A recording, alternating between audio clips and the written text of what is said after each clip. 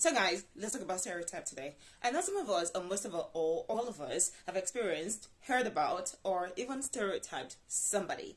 And today I'm going to tell you about one very funny stereotype I experienced recently. So I was in class about to give lesson to my kids, and one of my Chinese colleagues started to interrupt my lesson by boasting about how hardworking the kids are and the kind of mathematic questions they give them to solve, blah blah blah blah.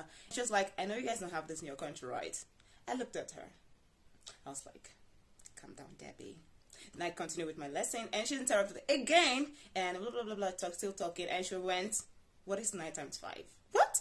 Like, when she asked that question, like, my head was... And funny enough, she didn't ask me this question in English. She asked in Chinese. So remember in your head now that all our conversation was in Chinese. And she went, what is 9 times 5? And I just went like this.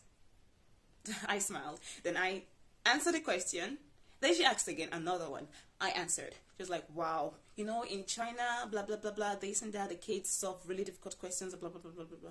Then I told her, say, this multiplication table that you're talking about is an anthem in my country. Yes, it's a morning anthem in our math class in primary and nursery school.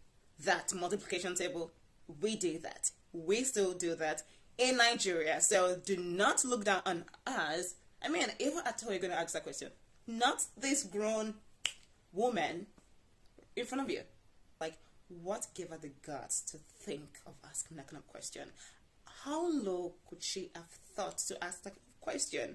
I mean, guys, grow up, grow up. I won't spoil my screen because of you guys. Imagine what you educate yourself. Stop embarrassing yourself, for Christ's sake. Thank you. And you make the world a better place. Bye-bye.